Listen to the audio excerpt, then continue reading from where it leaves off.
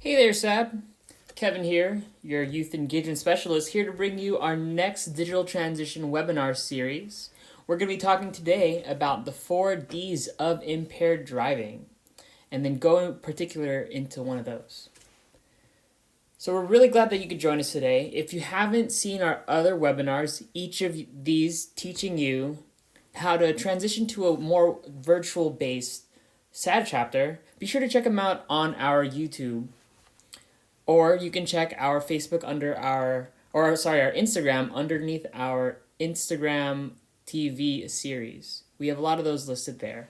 We go through different ways that you can transition to a digital SAD chapter through some of our specific campaigns, like Rock the Belt, National Drug Alcohol Facts Week, and today we're going to be talking about the 4 Ds of impaired driving.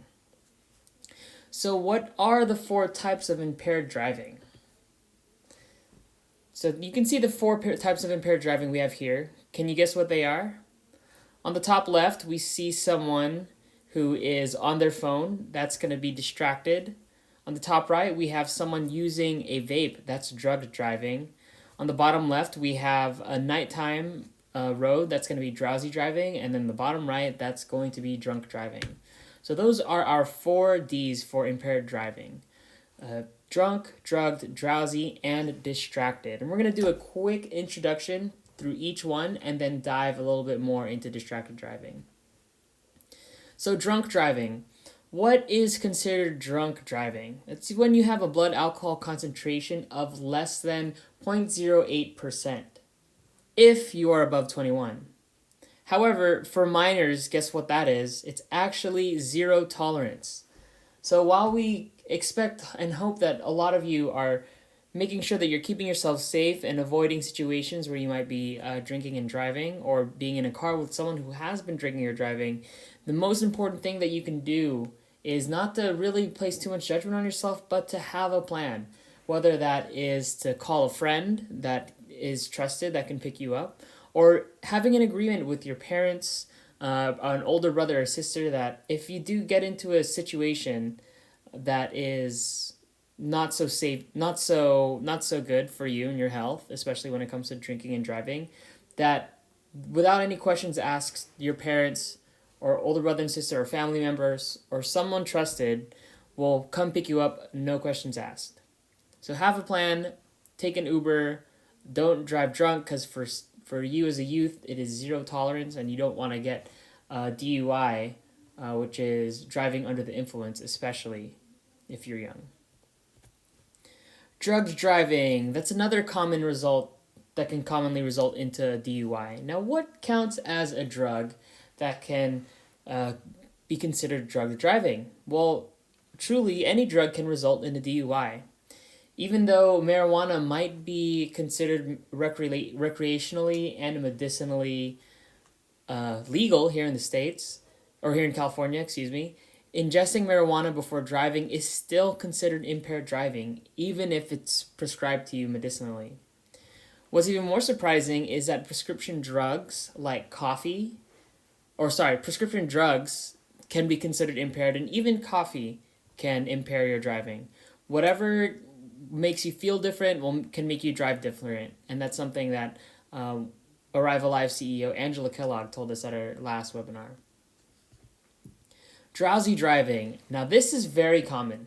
Falling asleep at the wheel because at night or because you're super tired or overly stressed can result in drowsy driving, which is very dangerous.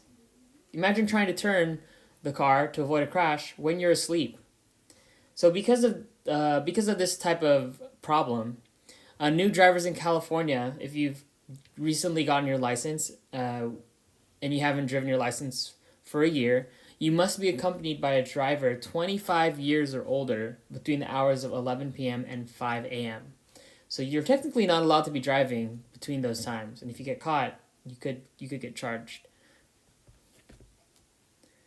And one of the last ways you can be impaired while driving, and the most common one, is distracted driving. That's why for April, we've coined it Distracted Driving Awareness Month, where we want to end distracted driving. Why do we focus on distracted driving from compared to the other ones a little bit more. It's because distracted driving is kind of an epidemic when it comes to youth today. Now, what is distracted driving? According to distraction.gov and the National Health and Traffic Safety Administration, distracted driving is driving while engaged in any activity that could divert a person's attention away from the primary task of driving. So say when you're driving, your primary task is what? Is to be driving. It's not to be talking to your friends. It's not going to be being on your phone, not going to be snapping or texting or going live and streaming. Those are not the primary tasks when you're driving. There are 3 types of distractions, main distractions. One of them is a manual distraction, the second is visual distraction, and the third is cognitive distraction. What's an important thing to know is that these distractions can intersect and interlap. For example, a manual distraction, something that takes your hands off the wheel manually, whether that's reaching your phone. Well, when you reach your phone, you can take your eyes off the wheel. Taking your eyes off the road. Taking your eyes off the road and onto your phone to text someone will make you stop thinking about driving. And so you have an intersection of manual, visual, and cognitive. So these 3 types of distractions have a lot of intersections. So why speak up when you see others driving distracted? It's because for this age group, for young people, car crashes are the leading cause of accidental death. And honestly, not nearly 60% of the crashes from teens are caused by distracted driving. And today, more teens will be killed or injured by driving distracted than drunk driving. I think SAD and a lot of the other programs have done a really good job of teaching students that it's not cool to drive drunk. And that took years of campaigning. And now it's time to devote that same energy towards ending distractions on the road. So how do we justify our choice to use our phone while driving? You might heard some of these, and it'll be hard to even say. It's even easy to say sometimes it's hard to drive without looking at your phone sometimes. I'll be the first to admit that there are times where I've been distracted, admittedly. And sometimes, especially when there are people in the car, we can use these excuses to justify using our phone. Oh, it only takes a few seconds. Oh, I've never been in a crash. For the people who have never been in a crash, would you say you could say that they're lucky, not because they're skilled at driving distracted, but they're lucky that they haven't crashed into anyone yet. I'm a safe driver. Everyone does it. Now that's a big one that I hear a lot. Everyone does it. And that might be true that everyone does it, but that's why we have these campaigns, to prevent people from doing it and to challenge people to be better and to do less. People are saying that driving is boring. Okay, admittedly, driving can be boring, but that's because driving it's a privilege. It's not a right. And just because it's boring doesn't mean we have to treat it without any sincerity. And hopefully with this type of education, we can learn to treat driving as a really sacred practice of getting in a car, and you really have people's lives in your hands when you're on the wheel. And need to be in contact with friends and family. Well, there's a lot of other ways to do that. You can take the time to drive first. And be in contact with your friends and family, well, you need to be alive to be in contact with them. So, question for you. It takes 4 seconds to read a text. About 4 seconds. How far will you have traveled in that amount of time at 55 miles per hour? A is more than 300 feet. B is 250 feet. C is 100 feet.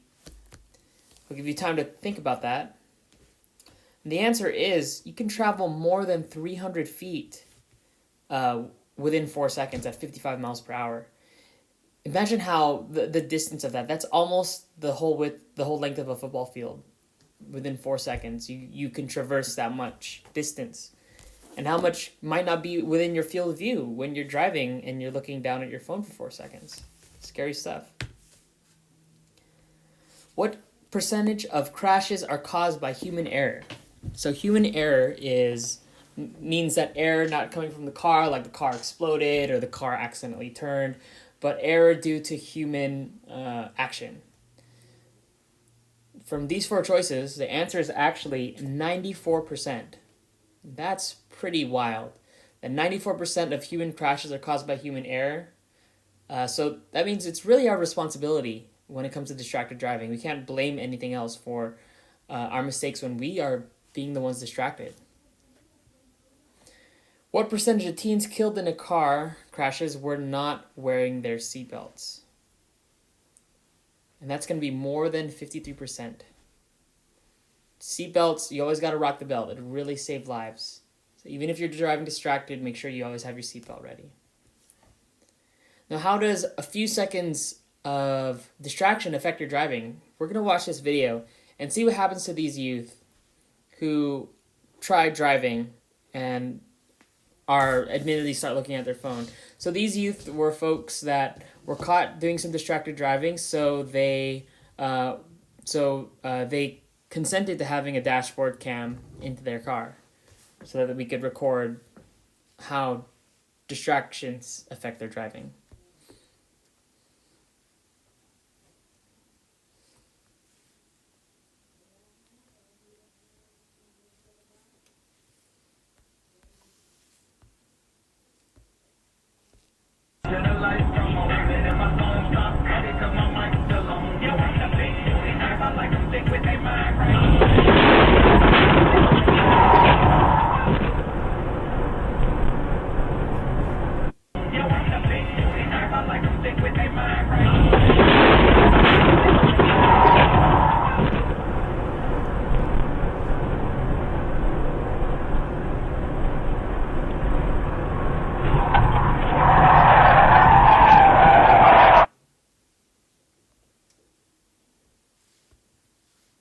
So just a couple more examples for you guys.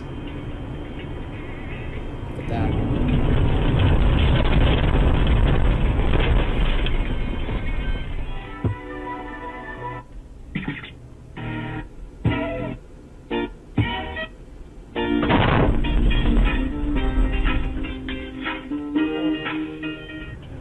Yeah, but then I needed to get my phone a long time ago. Oh! That was my phone.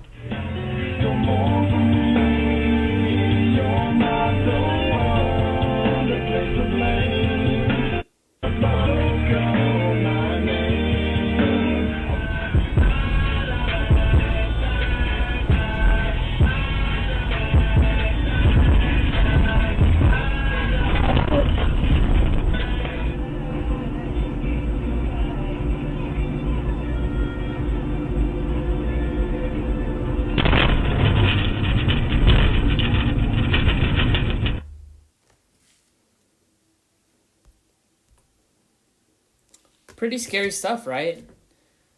That's just what the everyday teen could be experiencing, or even any everyday person could be experiencing when they're getting distracted and driving. Imagine if it was a different scenario and then there was another car in the way, or a person, or a kid.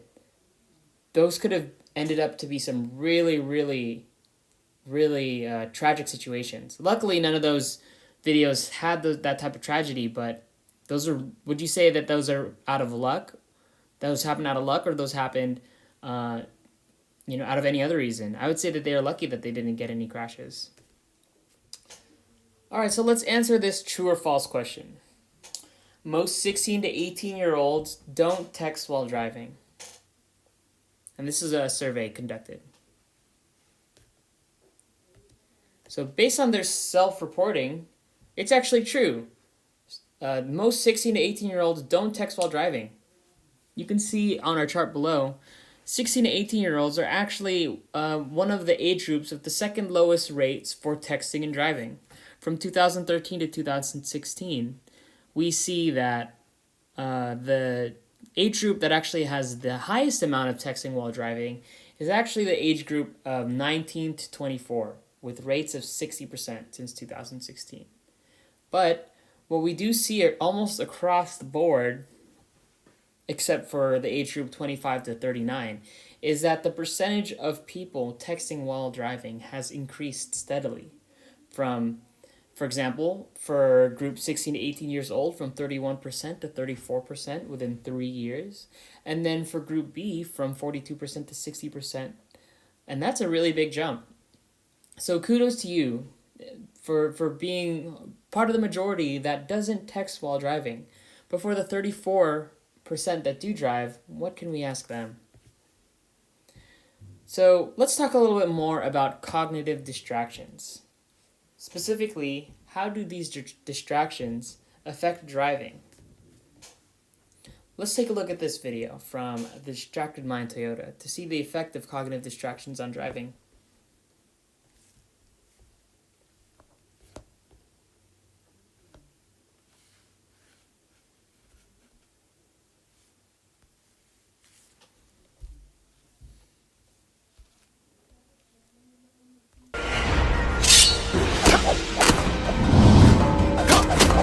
Sometimes our mind wanders, and when we snap back to reality, we have no idea what we missed or how long we were gone.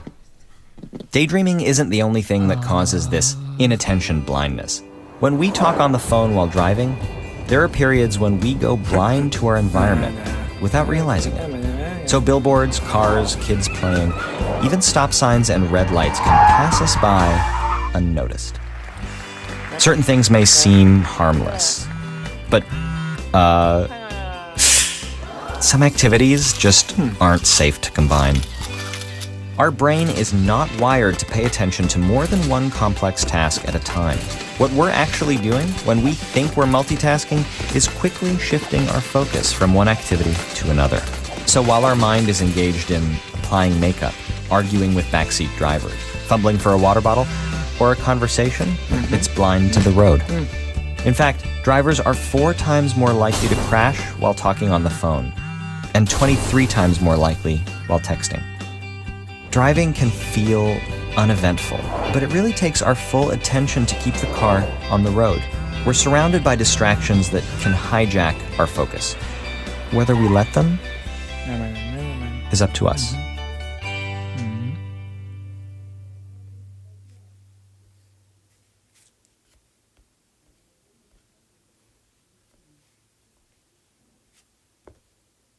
All right, that was brought to you by the Distracted Mind Toyota partnering with TED.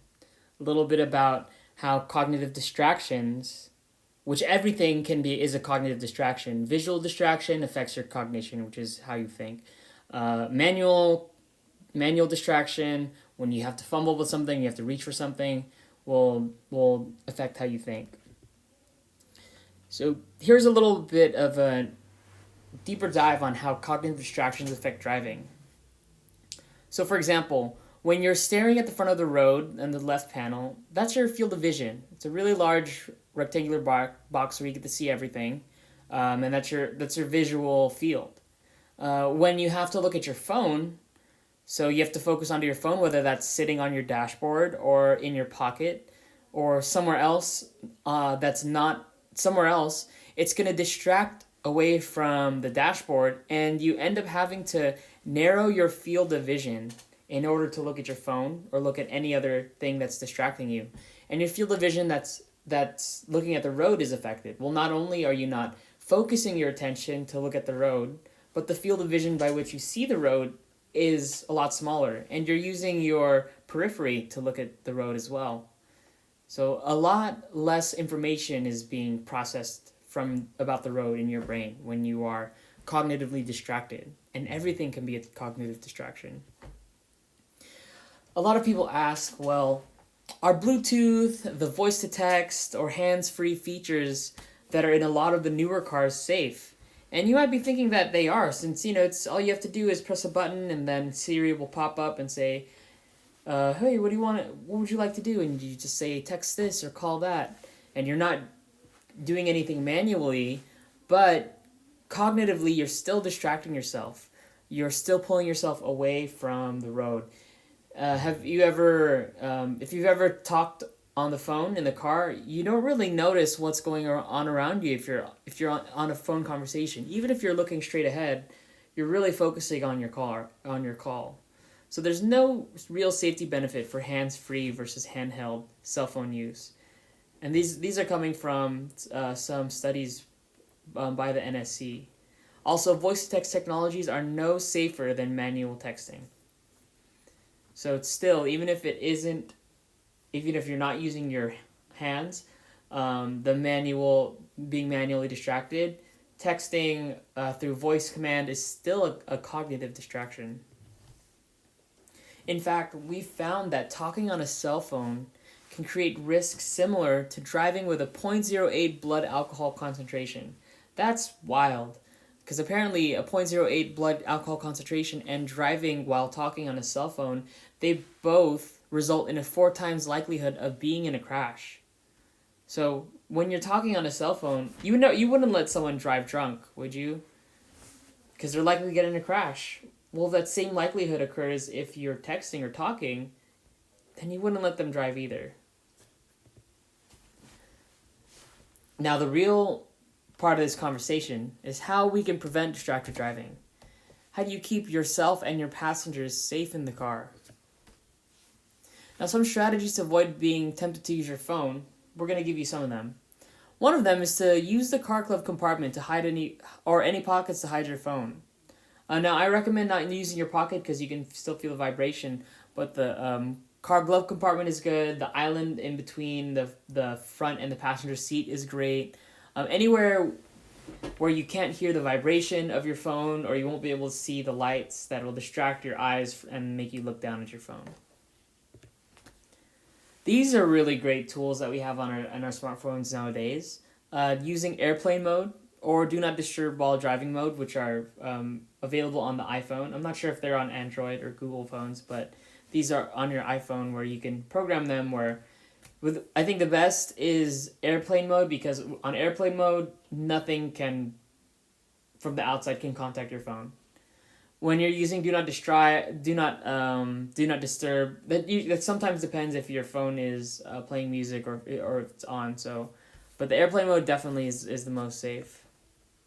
Some people might be saying, well, what if I want to listen to music and I want to change the music in the car and I want to put on music? Well, there's a couple of ways you can kind of work around that. The first is anytime you want to change music, you can stop your car, change the station, or change the song, and then get back on the road. But I think it's a lot easier and a little bit more proactive to queue up some songs before you drive. Say you want to go on a 20-minute drive, or from A to B, you have 20 minutes. Then queue up 3, 4, 5 songs lasting about up to 20 minutes. That way you don't have to look at your phone and change your phone when you want to. Other things you can do is put on a station, Spotify station, just randomize it. That way you'll kind of be surprised with the type of music that comes up. Another one, and this is a really good one, is invite other people to be a part of your accountability. Ask the passenger in your car, let them know that you're trying not to drive while texting, and you want them to be the designated texter or phone operator. Now, I wouldn't ask that English bulldog over there to operate my phone, but I would ask a friend to maybe send that text for me, or to check this text message. And I'm sure as their passenger, they would rather check your phone and help you rather than endanger the whole car by letting you text and drive. These are some really cool, more state-of-the-art ways that you can prevent yourself from driving and texting and being distracted, is that you can use some of these apps like Drive Safe, Lifesaver, Eye on the Road, EverDrive, and Text Ninja. What's really cool is some of these, like Text Ninja, they kind of gamify the system where you can earn more points for how many times you don't drive distracted, and you can use this to compete with your friends and family. If anything, turning this into a competition and incorporating your friends and family is very, very encouraged. Why not make accountability to end distracted driving a game for everyone and make that game fun? Make safety and living your best life fun and accessible for everyone. Other things you can do when you're a passenger is to speak up for passenger and driver safety. use this AVS framework of non-confrontational intervention. So this is really good, not only for ending distracted driving, but if you're ever in a conflict, these are the types of ways that you want to talk to others. The first thing you want to do is A, acknowledge the dangerous behavior. V is voice your feelings, and S is solve the problem by offering a solution. So what is A? Acknowledging the behavior in a factual, non-emotional manner. Now, some people might be very scared to bring up in a car and say, hey, like, I really don't like this, that what you're doing, I'm really scared. And it can be hard and kind of nerve-wracking to bring up some of these. So the important thing is to really just state the facts. People can't really argue when you're stating what's happening. So for example, you can say something like this if you see it. Oh, I see that you're having trouble staying in your lane, typo, while texting. So meaning, oh, someone is driving and they're swerving. You can just state what they're doing that is making you uncomfortable. Another one is, I see you're steering with your knees because your hands are full. Or another one could be, I see you seem to be veering to the right next to the curb when you're texting. Other things you can do is voice. V is voice your feelings using I statements. Now, this is really important too. I statements are a really great way to make sure that situations don't become too tense when you're just using I statements instead of being accusatory using you statements. And so all of this is really coming from yourself. So you're not really saying things that aren't coming, that you're not really placing things on the other person, but you're really saying things that are coming from your own experience. And that way the driver can't really argue against your experience because it's your experience.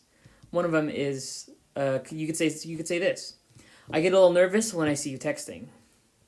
Or it scares me when the car goes over the center line. And so that way you place the situation of what you're feeling rather than accusing them of what they're doing. And lastly, S, meaning solve the problem by offering a solution. This way you can share the responsibility with your driver so they don't feel bad about endangering your life and they don't feel attacked. You can say something like, let me send that text for you, sharing the responsibility by being the designated phone operator, saying, I can answer the phone. Or if someone's eating, you can say, hey, we're not in a hurry, pull over so we can all eat together. What else can you do to end distracted driving? We need to make distracted-free driving socially accepted and expected, kind of in the way that not a lot of people will allow drunk drivers, or it's very much socially not accepted to drive drunk. We need to make distracted driving socially accepted and prevalent. One thing you can do is work it out in advance. Talk to your parents, friends, and fellow passengers to agree to not drive distracted. You can tell them and have them be an accountability and be like, hey, whenever you're in the car with me, make sure I'm not driving distracted. Let me know. Sometimes I forget, and it's okay to admit some of those things. I know for me too, I like to ask my family to make sure that I'm driving okay, especially with my sister who's younger. Another thing you can do is to sign the safe driving agreement. You can go here to ndd.org/simple steps and sign the safe driving agreement. Now, what can you do with your sad chapter, or even virtually? You can chalk the walk. So because we're kind of under quarantine, you're really not supposed to be going outside of your property. With permission, you can cover your driveway with safety messages encouraging non-impaired driving. That way, when people walk on the sidewalk, or if you want, you can even do it on the road. That way, people, when they're driving down and they see it, they're reminded not to be distracted. Kind of like a sign, and especially for people who are walking in the neighborhood. Other things you can do is participate in an End Distracted Driving video and meme contest. We're hosting this from April 1st to May 5th. So you have pretty much about a month to make some serious cash for yourself. And all you need to do is make a meme or a vlog to end distracted driving. And we'll kind of judge those and see who has the top ones and give you some cash money. So a really awesome way that you can end distracted driving. There's other things you can do, and next week we're going to go over ways that you can really craft a great digital story to end distracted driving. So be sure to share your experiences with us. Tag us on social media if you're participating in any of these things on our Instagram or Twitter. Check out the enddistracteddriving.org to see the contest. And we can't wait to hear from you next week. All right, Sad. Catch you next time.